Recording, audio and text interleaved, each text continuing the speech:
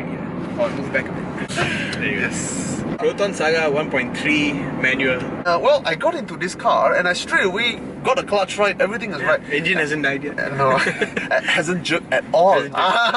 Because it's like riding a bike, isn't it? And you can't forget, it's written into your muscle, isn't it? So, I mean, there is no reason other than... Oh, what the hell was that? Yeah, my seat wasn't your seat properly.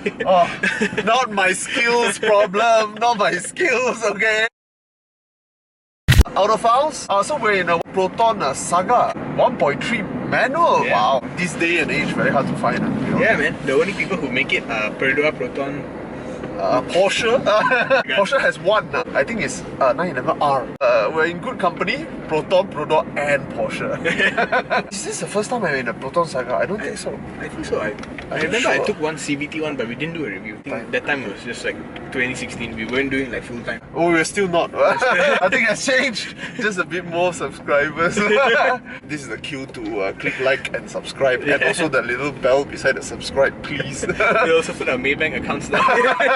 Yeah, so this is the Saga, which was released in 2016. I have to commend this car. First impression, the car looks quite good. I agree. I've seen this before in a Kia Picanto review. This class of car, I really don't bother to look at it and talk about the looks, because seriously, what do you expect? There's a freaking box with different shape of light. This is basically the car that even the manufacturer go and delete all the options to the point where, I kid you not, ABS also don't have in this car. Oh, really? Yeah, you're driving in a car. I should have warned you when you got it. I feel like a man right now, drive manual. No ABS, no traction control. But coming back to first impression of this car, not only does it look good, I mean, look at the boot.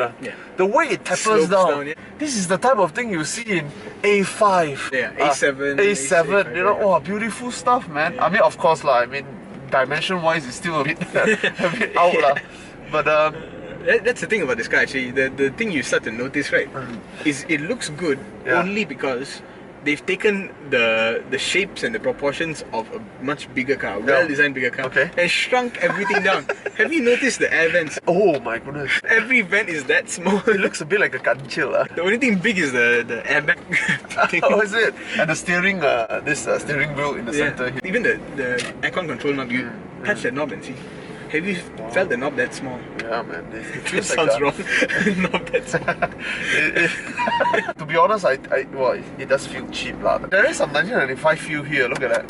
That's very 1995. So it doesn't look cheap, but it definitely feels a bit cheap. It feels a bit cheap. They tried to make it look good, which is very important. Function over form, that's what this class of car usually concentrates on. But this one, they pay some attention to the form as well. First impression for me is, we took it on a media drive in 2016. I insisted on taking the manual car. Before looking at the spec, I just started blasting. I was like, wow, this car is actually not bad. And it was going at what? What? Yeah, that's... Can reach, Can reach. It's totally doable. Oh, we're talking about performance. Or are we talking about performance? Okay, yeah, we're talking about performance. I guess it's performance. Screw my first impression. The steering feel is one of the biggest, how should I say? It feels like a steering column that comes from a car from 1995. It feels noticeably ancient, actually. Yeah. The wheels, I don't know why, feels a bit it feels razor thin. On the other side of the equation, actually, compared to the Beza, I would rather take this on the highway. So performance-wise, it is comfortable, which is good. It is not great. A lot more attention could have gone into it. There are some aspects that kind of save this car. The NVH and the relative stability on the highway, I've experienced worse. I think I need to talk a bit about the engine and the gearbox as well. The engine is not particularly powerful. I think this is the first time in a long time I have to really disagree with you. Why? Because I think when you really hold on to the gears, right, then you suddenly get a bit of a punch. A bit of punch? Yeah. Let me try to go up above... let me hold my knees in case the airbag doesn't deploy, right? Go up this hill in third gear. Third up? Yeah. Just keep it for as long as you can. See, right about now, you suddenly get that... I see what you mean. See, but then you remember no ABS, no EBD, no traction control. I get what you mean. Let's do it again here. Downhill, yeah. No, not downhill. You're gonna go left. I'm gonna go left. It's Silverstone tires for you.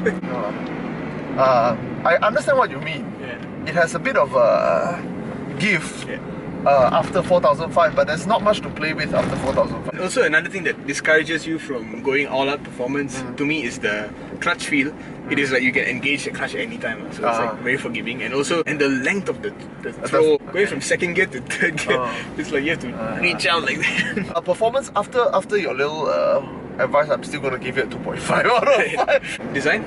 Design, like I said just now, I think we can go through this really fast. It's a very good looking car from the outside. It reminds me of a little bit of an A7. Yeah. Yeah. Like an A7 wannabe. The way the boot goes from very thick to very thin. The look is a bit controversial because some people still go on comments spree saying the previous one looks better. Not better, more proportionate. Because some people say from certain angles when you can see how thin the tires are, suddenly the whole design falls apart. Interior and exterior, so like I said before, it feels like they took a very well-designed big car and shrunk it down. Proton at the time, 2016, 2015, they were struggling. Yeah, they were. Their budget was very tight. So for them to create a design that didn't feel too bad, I think good job. Looks, I would give it a 3 out of 5. Same here. They tried lah. Not perfect, not great lah, but okay lah. Value, they have dropped the price. They have dropped the price. And not just GST. Oh yes. Hari Raya promo. Hari Raya promo. Okay, tell me, give me the... No, I guess. You guess. Proton, I would say 29,000. Wow, spot on. Spot on! Yeah, there you go. Thinking like a businessman. And if you want to do Grab, I think it's a good buy. Maybe you earn back in a year. Yeah, could be. Yeah. I think if you want a hassle-free car, you can go on and think about it. I mean, the manual is a push-off for a lot of people. A lot of people won't like it. If you do Grab, it's tiring, right? Every day going around. Shifting. It's your workout line, I guess. Yeah, it's your left leg day. You remember to do your right leg too. So if you do get this car, whatever money you're saving, right, you put it into new tires. That is not even a joke, like really get new tires. It's only about 600 bucks, 700 bucks for 4 tires. Oh, is it? Oh, that's cheap. It's 13-inch tires.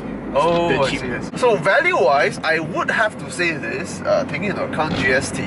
Now, how much you save at GST? 1,500 to 1,500 to 2,000. Not much. Not much, but still. Well, that is, I'll give it a 4 out of 5. So, Autophiles signing out from Proton Saga 1.3 manual. Oh, that's a GTI, isn't it? Yeah. Shall we race him? Shall we not? Nice, Maybe you break down halfway, then we'll win.